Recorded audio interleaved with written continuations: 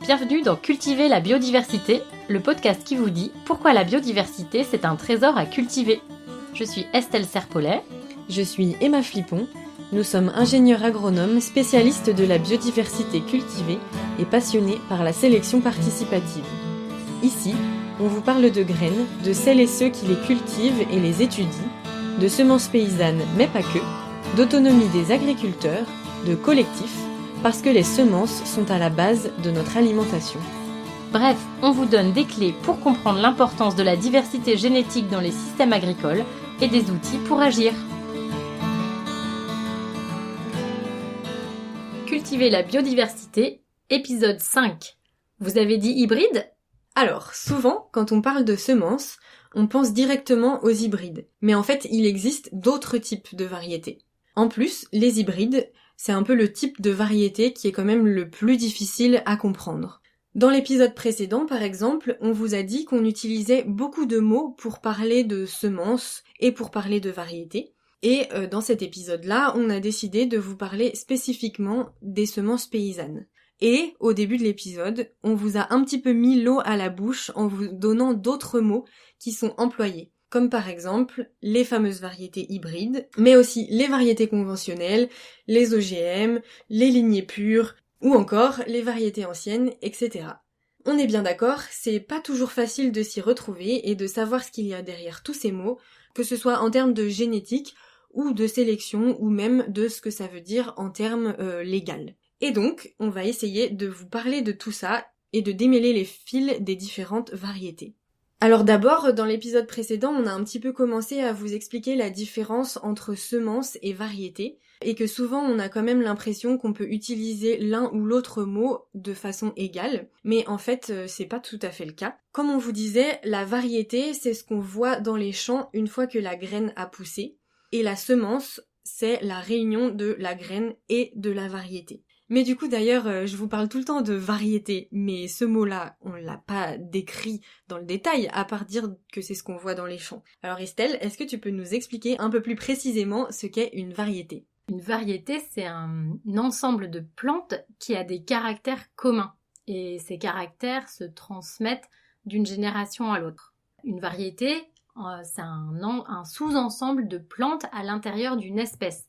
Et on utilise plutôt ce mot pour les plantes cultivées. Pour les plantes sauvages, il n'y a pas cette notion, parce que derrière la notion de variété, il y a vraiment la notion de sélection, de semence, c'est-à-dire d'un travail sur l'homme, de la manière dont il façonne les plantes pour l'agriculture, pour ses propres besoins. Voilà, donc une variété, un ensemble de plantes qui a des caractères communs. Et est-ce que tu peux nous donner un exemple ? Ou des exemples, on va prendre un exemple qui vous parle à tous, les tomates. Il y a des tomates qui sont rondes et rouges, en grappe par exemple. Il y a des tomates cerises, on voit qu'elles n'ont pas la même taille, pas tout à fait les mêmes goûts. C'est toujours des tomates, mais chacune a sa caractéristique. Ou alors les tomates green zebra, qui sont vertes avec des rayures vertes foncées.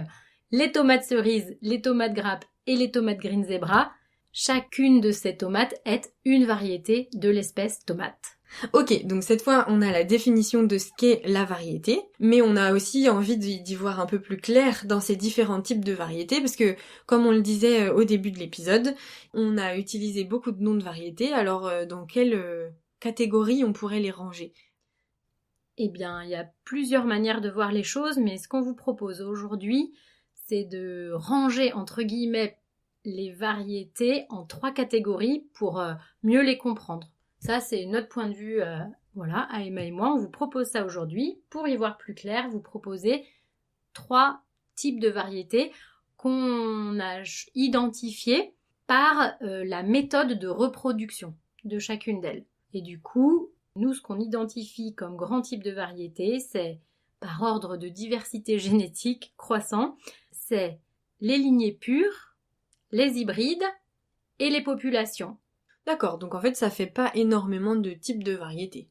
Ça fait pas énormément, mais en fait à l'intérieur de chacun de ces types de variétés, il peut y avoir plein de nuances.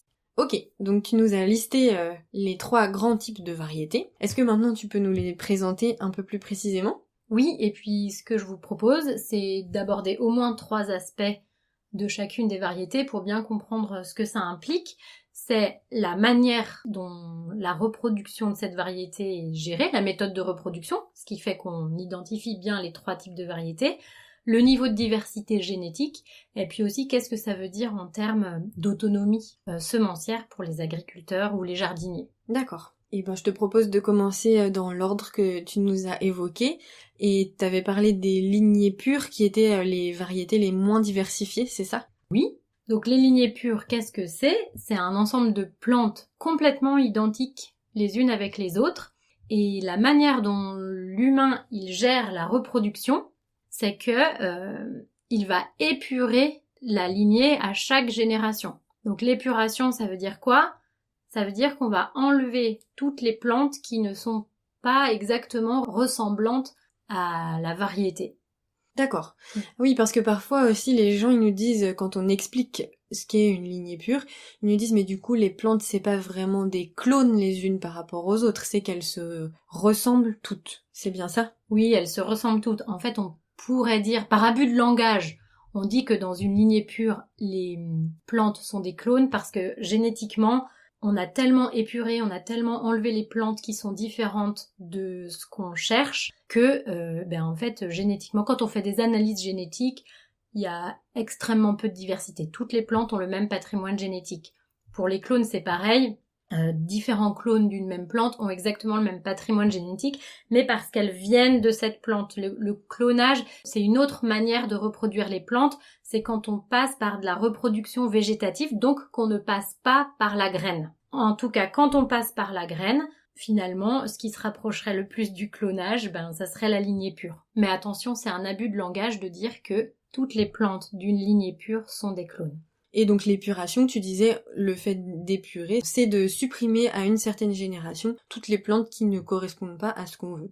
Oui, et même pas seulement à une certaine génération en fait. C'est de s'assurer qu'à chaque génération, il n'y a bien que des plantes du type qu'on veut qui soient dans cette lignée. Et ensuite, quand on vend les graines, du coup, on sait ce qu'on vend. Par exemple, qu'est-ce que je pourrais prendre comme exemple? Des petits pois. Les petits pois, souvent, c'est des lignées pures. Donc on vend des petits pois qui sont gros, verts et lisses. Voilà. Et en fait, si le semencier a bien fait son travail de sélection et de multiplication de lignées pures, eh bien on n'aura que des petits pois comme ça et on n'aura pas un petit pois ridé. Si on a un petit pois ridé, c'est que il est arrivé quelque chose. Et en vrai, dans la nature, il arrive souvent des choses, mais justement le travail de faire une lignée, c'est d'enlever les variants qui apparaissent au fur et à mesure pour bien garder le type. Et est-ce que tu as une idée du nombre de générations qui est nécessaire pour faire ça? Alors là, on rentre dans les schémas de sélection. Les lignées pures, elles sont obtenues en général à partir d'une seule plante qu'on remarque dans une diversité de plantes, parce que les sélectionneurs, quand ils créent des variétés, la première chose qu'ils font, c'est qu'ils créent de la diversité, ou qu'ils observent de la diversité pour se dire, tiens, quelle serait la plante idéale ou les plantes idéales dans cette diversité. Et souvent, le processus de lignée pure, c'est celui-ci, c'est que dans une diversité de plantes, on en repère une qui a les caractéristiques qu'on recherche et on va vouloir la multiplier, l'amplifier énormément. Et en l'amplifiant, les phénomènes naturels font que parfois, il y a de la diversité qui apparaît. Donc le travail du sélectionneur pour créer une lignée pure, c'est justement d'enlever toutes les plantes un petit peu différentes qui apparaissent au fur et à mesure des générations pour qu'au bout d'un certain nombre de générations, on soit quasiment tout le temps sûr qu'on a bien toujours la même image ou la plante qu'on avait identifiée comme presque parfaite, ou comme recherchée d'une génération à l'autre. Et là, pour arriver à avoir une variété qui soit lignée pure, à partir du moment où on a de la diversité jusqu'à ce qu'on soit à peu près sûr que d'une année sur l'autre, ce soit toujours les mêmes plantes, c'est entre 7 à 10 ans, 13 ans. Et puis après, il faut maintenir la lignée pure, c'est-à-dire que après 10 ans, même si on sait qu'elle se reproduit d'une année sur l'autre de la même manière, en fait, il y a toujours des petits accidents. Donc le semencier, son travail, c'est de fournir de la semence toujours lignée pure, donc d'enlever ce qu'on appelle les hors-types. Donc si un agriculteur, par exemple, ressème des graines qui sont issues d'une lignée pure, il va quand même avoir d'une génération à l'autre des choses qui sont à peu près ressemblantes. Oui, tout à fait. Et c'est ce qui se passe beaucoup, par exemple, pour le blé. Parce qu'en fait, le blé, quasiment toutes les variétés qui sont sur le marché, ce sont des lignées pures, donc beaucoup d'agriculteurs qui cultivent du blé récupèrent une partie de leur récolte pour ressemer. Et ils ont la même chose, à peu près. Après, un semencier, il a plein de techniques et d'outils très pointus pour que la semence soit, entre guillemets, très pure, c'est-à-dire qu'il va pas y avoir de mélange entre une variété et une autre parce qu'il a moissonné un champ d'une variété A et après le champ d'une variété B, alors qu'un agriculteur, son matériel, il est moins précis, donc peut-être qu'il peut avoir un peu de mélange. Donc ça, du coup, ça peut avoir un peu des répercussions sur l'année d'après, mais c'est parce que c'est du mélange, c'est dû au matériel. Mais on dit aussi, alors ça c'est une croyance ou pas, on va pas trancher aujourd'hui, mais que les lignées pures, elles, dégénèrent. C'est-à-dire que même si on fait de la semence propre de lignées pures, d'année en année, on va perdre la pureté justement de cette lignée. Et ça, il y a plusieurs phénomènes qui rentrent en ligne de compte là-dedans. Il y a le fait que de toute façon, une plante, c'est un organisme vivant et que même si c'est une lignée pure et que toutes les plantes sont pareilles, il y a toujours un petit peu de diversité génétique qui se crée, même de manière infinitésimale, mais ça existe quand même, donc finalement, au bout d'un moment, on peut perdre un peu certains caractères et la lignée, entre guillemets, dégénère. En tout cas, elle est moins identique à ce qu'on a acheté au début. Donc l'agriculteur, au bout d'un certain moment, s'il veut vraiment telle variété, telle caractéristique, il va racheter sa semence pour que ça corresponde exactement à ce dont il a besoin. Et tu as donné l'exemple des pois, que souvent les pois c'est des lignées pures, ou du blé, mais est-ce qu'on peut faire des lignées pures avec toutes les plantes, toutes les espèces? Théoriquement, oui, mais c'est quand même dans le milieu semencier, on fait des lignées pures. J'ai envie de dire seulement, mais je ne sais pas si c'est seulement, mais en tout cas beaucoup dans les semences qui sont vendues extrêmement majoritairement avec des plantes qu'on appelle autogames, c'est-à-dire qui s'auto-pollinisent elles-mêmes, qui se reproduisent avec elles-mêmes, c'est-à-dire qu'elles n'ont pas besoin du pollen d'une autre plante pour faire leurs graines. Et donc quand la plante est autogame, c'est-à-dire qu'elle se reproduit avec elle-même, ça c'est des phénomènes génétiques mais qui font que d'une année sur l'autre, justement au bout de beaucoup d'années de fixation des lignées, eh bien en fait ça continue de la même manière. Parce qu'une plante qui serait du coup pas autogame mais allogame, qui aurait besoin de croisement, eh bien ça générerait beaucoup de diversité génétique et donc ça, c'est beaucoup plus compliqué de garder une lignée. Et c'est là qu'on fait des hybrides du coup? Et ben voilà, c'est là qu'on fait les hybrides parce que, alors les hybrides on les fait pas que avec des espèces allogames, mais en tout cas on en fait plus facilement avec des espèces allogames. Donc autogame qui se pollinisent avec son propre pollen, on fait plutôt des lignées avec ces plantes-là. Et les hybrides c'est une autre méthode de reproduction des semences où du coup vont jouer d'autres phénomènes et notamment le croisement. Parce qu'en fait, on parle toujours d'hybride, mais l'hybridation, dans le domaine de la génétique, ça veut simplement dire croisement. C'est souvent pour ça, du coup, qu'on entend dire, oui, mais en fait, les hybrides, c'est pas si nocif parce que ça peut se faire dans la nature. Exactement. C'est-à-dire que deux plantes qui se croisent, la graine qu'on récupère issue du croisement de ces deux plantes, c'est un hybride. C'est un croisement. En fait, ce qu'on va appeler hybride dans le domaine des semences, et pas seulement de la génétique, donc domaine de la génétique, hybridation ou hybride égale croisement, et dans le domaine des semences, hybride, ça veut dire la semence issue d'un croisement maîtrisé par l'homme. Et on rajoute souvent le terme de F1 dans les semences, c'est-à-dire que on parle d'hybride, de semences hybrides, mais en fait ce sont des semences hybrides F1, parce que ce n'est que la première génération, ou la graine issue de la première fécondation du croisement que l'on vend. Et alors qu'est-ce qui fait que souvent on entend qu'on ne peut pas ressemer un hybride? Ah, ça c'est une bonne question, parce que c'est vrai qu'on l'entend souvent. Oui, mais les hybrides, on peut pas les ressemer. Et en fait, si, on peut tout à fait les ressemer, ça germe, mais il y a un phénomène justement génétique qui fait que ça donne l'inverse des lignées pures. C'est-à-dire qu'une lignée pure, ce qu'on a dit, c'est que quand on la ressème, ça redonne toujours la même chose, aux exceptions près des phénomènes génétiques de diversification, mais globalement, une lignée pure, elle redonne la même chose. un hybride, on peut tout à fait le ressemer, mais il ne donne pas la même chose. Parce que, alors il se rediversifie à la génération d'après. Donc ça, c'est si tu croises deux lignées pures différentes, j'imagine. Pas si tu croises deux lignées pures pareilles. Ah bah oui, voilà, si on croise deux lignées pures pareilles, eh bien ça fait un hybride, mais on verra pas que c'est un hybride. Et puis voilà. Mais et, en effet, et d'ailleurs ce que tu as dit c'est très intéressant parce que j'ai expliqué quand les semences hybrides F1, c'était donc la graine issue d'un croisement entre deux plantes, mais pas seulement entre deux plantes, mais entre deux lignées pures. C'est-à-dire que la première étape pour faire un hybride, c'est de faire des lignées pures. Que chaque lignée pure, comme elle se reproduit à l'identique d'une génération à l'autre, on sait qu'elle donnera toujours la même chose. Et quand on en a deux qui donnent toujours la même chose, on peut combiner des caractéristiques différentes. Par exemple, une tomate, on voudrait qu'elle soit rouge et résistante à la sécheresse, mais en fait on a une super lignée qui a un rouge carmin magnifique, mais qui résiste pas à la sécheresse, et une autre lignée de tomates qui est rouge moins foncé, qui a pas un beau rouge et qui est très résistante à la sécheresse.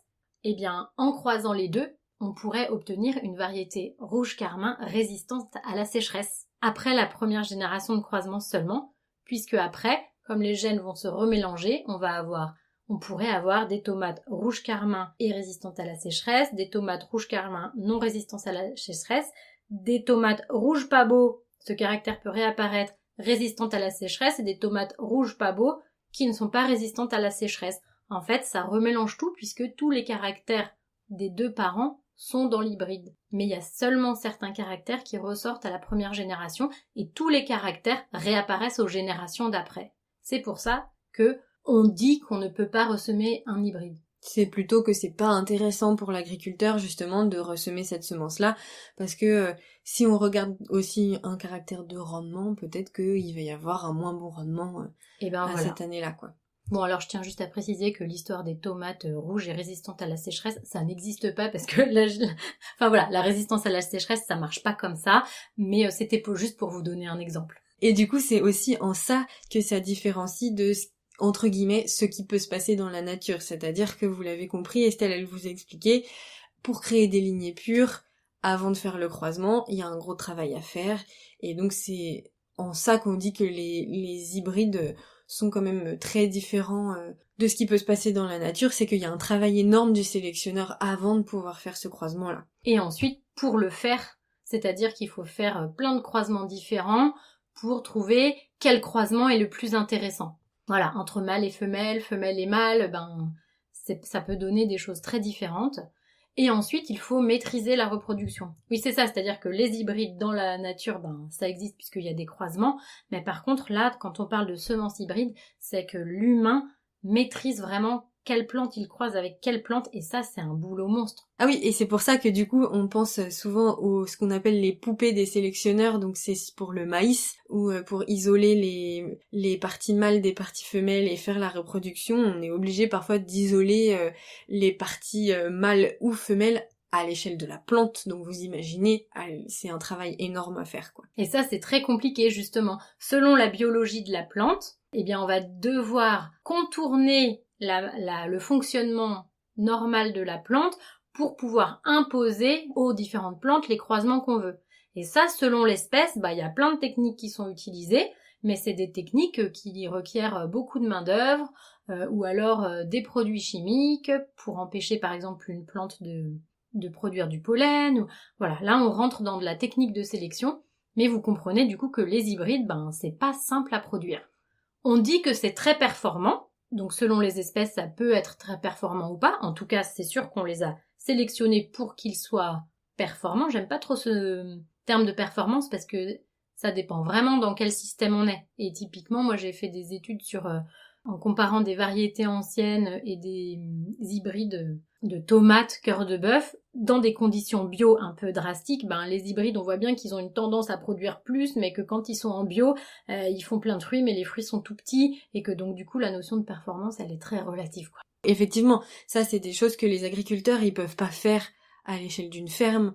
de gérer la reproduction des plantes, c'est toujours les sélectionneurs qui peuvent le faire. Donc si on reprend un petit peu les 3 catégories dont tu parlais pour décrire une variété, là, il y aurait plus de diversité par rapport aux lignées pures parce qu'on réalise des croisements. Que du coup, il y a le patrimoine génétique de la mère et le patrimoine génétique du père, alors qu'en lignée pure, il n'y a qu'un seul patrimoine génétique qui se perpétue.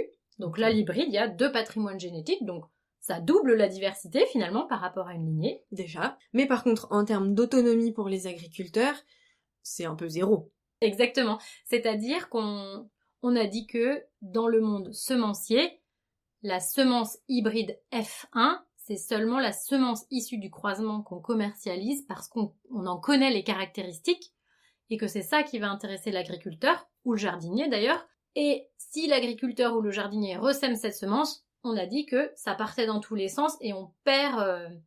il va y avoir plein de nouveaux caractères qui apparaissent à partir de la 2e, 3e génération.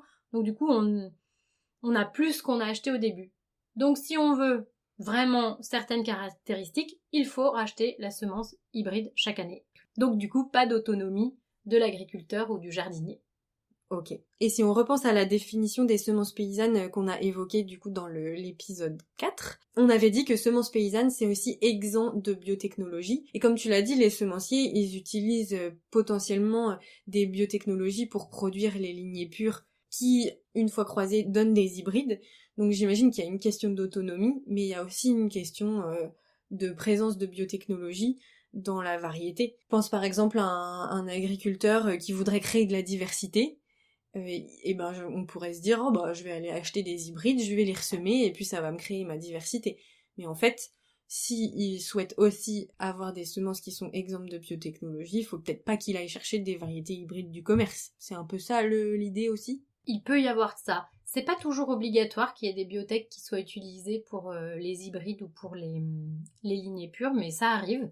Et en tout cas, quand il y a des hybrides, le recours aux biotechnologies ou à la chimie pour la castration, donc pour empêcher des plantes de produire du pollen. Voilà, on empêche les plantes de produire du pollen d'une manière pas très naturelle. Bien oui, c'est plus utilisé avec les hybrides parce que comme on contourne le fonctionnement normal de reproduction de la plante, on va avoir tendance à utiliser plus d'artifices entre guillemets pour produire des hybrides. Mais c'est pas toujours le cas, parce que par exemple, on voit souvent dans le sud de la France des champs de production de maïs hybride, et le maïs, en fait, il a des fleurs mâles en haut, les petits bouquets là que vous voyez, et puis les épis, ce sont les fleurs femelles. Donc en fait, quand on veut produire un hybride de maïs, on va avoir besoin du pollen du parent mâle, et seulement de la poupée, donc de l'épi des plantes femelles. Et les plantes femelles, on veut pas que le pollen mâle de la plante femelle tombe sur elle-même ou sur les plantes voisines qui vont être femelles.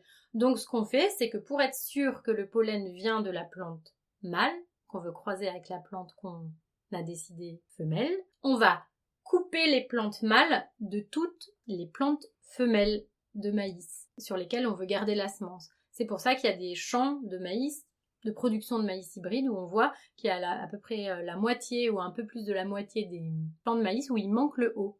Et ça, c'est une technique naturelle pour forcer l'hybridation. Mais du coup, ça demande du travail parce que voilà, il faut couper tout ça, donc soit à la main, soit à la machine. Mais quand c'est à la machine, c'est moins précis qu'à la main, donc à la main, ça coûte plus cher. Voilà, la production d'hybrides, c'est complexe et ça coûte cher. Donc les semences hybrides coûtent cher. Super. Et elles ne favorisent pas, elles empêchent l'autonomie semencière des agriculteurs et des jardiniers. Même si elles ont un peu plus de diversité, 2 fois plus exactement de diversité que les lignées. Donc vous voyez, finalement, on a décidé de définir les variétés selon 3 types de variétés et c'est assez indépendant du concept de biotechnologie ou pas de biotechnologie et c'est vraiment un choix qu'on a fait dans notre définition avec Estelle. Les biotech, ça peut s'appliquer à n'importe quel type de variété finalement. Voilà. C'est un outil qu'on utilise dans la création variétale, enfin qui peut être utilisé dans la création variétale, mais quel que soit le type de variété qu'on veut créer.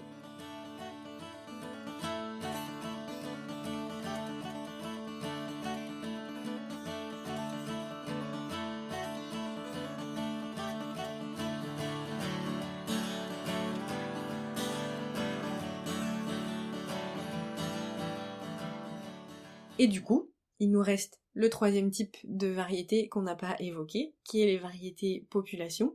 C'est peut-être le type de variété au sein duquel on a le plus de nuances que tu évoquais au début de l'épisode, Estelle. Du coup, est-ce que tu peux nous détailler qu'est-ce que c'est une population et qu'est-ce que ça veut dire en termes de diversité génétique et aussi en termes d'autonomie pour les agriculteurs et les jardiniers?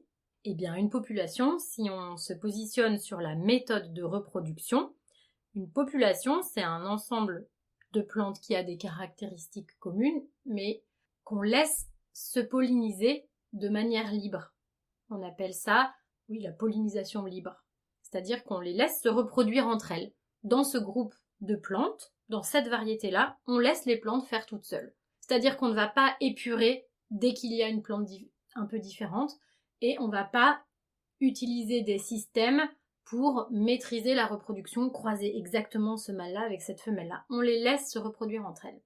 Et ça, on peut l'utiliser pour différents types de plantes, soit des plantes autogames, qui ont entre guillemets une tendance à être plus lignées, mais si on les laisse se reproduire, comme on prenait l'exemple du blé tout à l'heure, ben un petit peu de diversité, un petit peu de diversité, un petit peu de diversité, au bout de beaucoup d'années, ça peut apporter un peu des caractères qui varient un petit peu, donc voilà, ça peut devenir une population, en tout cas dans la manière dont la reproduction est gérée, c'est une population. Et sur les plantes qui se croisent, les plantes allogames, alors là, il y a une génération d'une nouvelle diversité à chaque génération, puisqu'on les laisse se croiser entre elles, mais comme c'est des plantes qui ont l'habitude, entre guillemets, de vivre entre elles, il y a quand même des caractéristiques qui sont, entre guillemets, un peu stables d'une génération à l'autre. Et voilà, on ne va pas maîtriser la reproduction, on laisse les plantes se polliniser librement entre elles. C'est ça qui fait une population. Ok, et tu disais une variété, c'est dans tous les cas quelque chose qui est maîtrisé par l'humain. Est-ce que tu peux nous préciser un peu plus quelle maîtrise l'humain il a du coup sur ces populations si on gère pas la façon dont elles se reproduisent entre elles? En fait, les populations, c'est une catégorie de variétés c'est la catégorie de variétés où il y a le plus de diversité de pratiques pour justement gérer cette diversité. Et où il y a le plus de sous-types de variétés, on pourrait dire, à l'intérieur de ce type-là. Selon le type de reproduction des plantes, qu'elles soient allogames ou autogames, et puis selon ce que les agriculteurs ou les semenciers ou les jardiniers veulent faire avec, ou la manière qu'ils ont de gérer la reproduction, ça peut créer plein de types de populations différentes, et puis les frontières sont pas vraiment très fixes entre les différents types. Donc quelles sont les différentes manières de gérer la reproduction des populations? Globalement quand même les populations, il y a plutôt qu'une seule manière de gérer, c'est de laisser les plantes se reproduire entre elles. Ensuite, il y a plusieurs manières de gérer la diversité que cette pollinisation libre peut engendrer. Voilà. Donc là on est un peu dans les nuances, peut-être qu'on va vous perdre, mais voilà, n'hésitez pas à nous poser des questions en nous écrivant pour nous demander des éclaircissements sur des points que vous auriez pas compris. Donc qu'est-ce qu'on pourrait donner comme exemple de différentes générations de diversité? Eh ben, je suis désolée, je vais encore prendre l'exemple du blé ou des céréales à paille. Il y a plein de populations différentes. On peut faire des populations de plusieurs manières différentes. D'abord, il y a ce qu'on pourrait appeler souvent les variétés anciennes ou les variétés locales, qui sont des variétés qui étaient cultivées avant, cultivées et dont les semences étaient gérées par les agriculteurs avant ou au début de l'invention de la sélection variétale.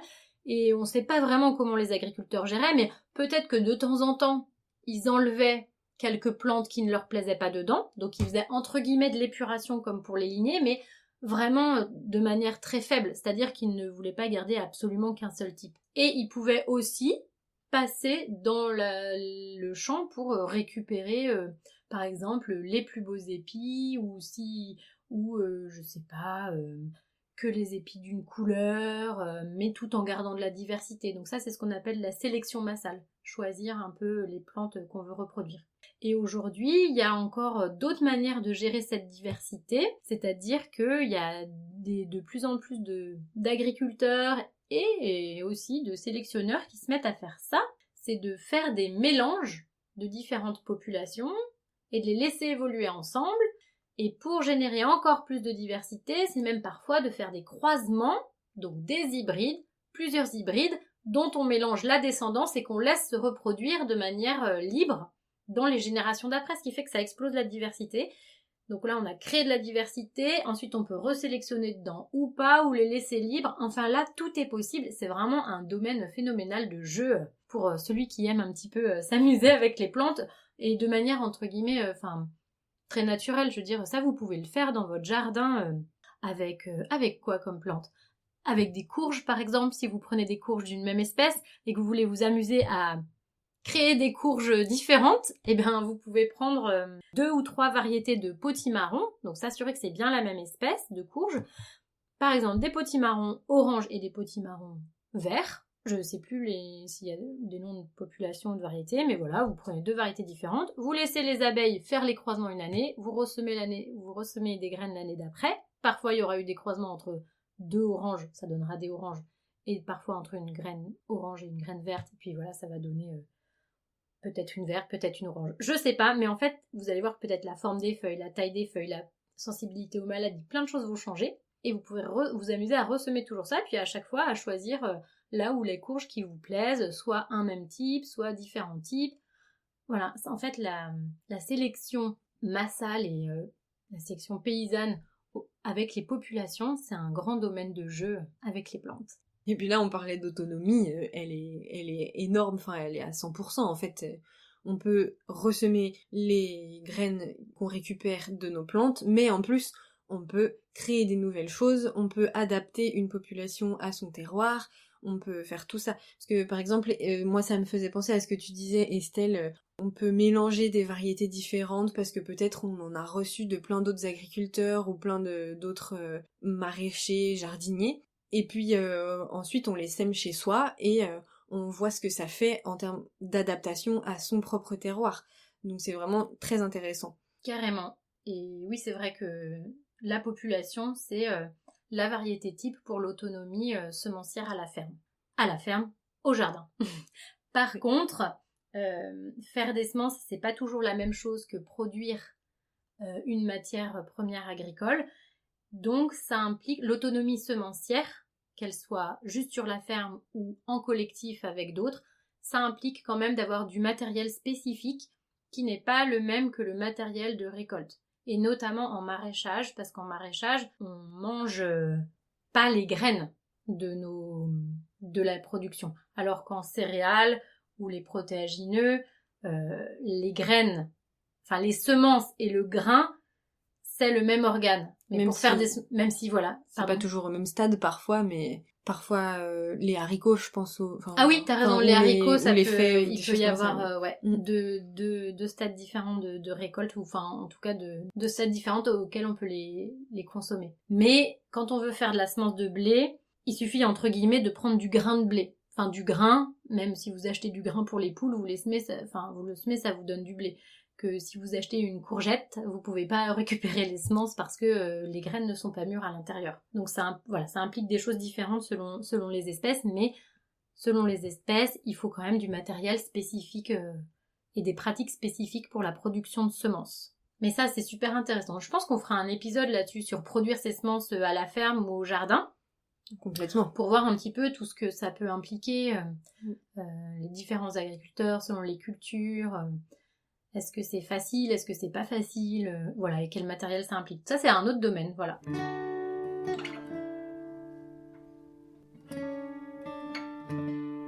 Alors, Emma, pour résumer, donc des trois grands types de variétés, si on regarde la méthode de reproduction, comment tu qualifierais chacun des 3 grands types de variétés? Eh ben, ce que j'ai retenu, c'est que on a une forte maîtrise de la reproduction sur les hybrides et les lignées pures.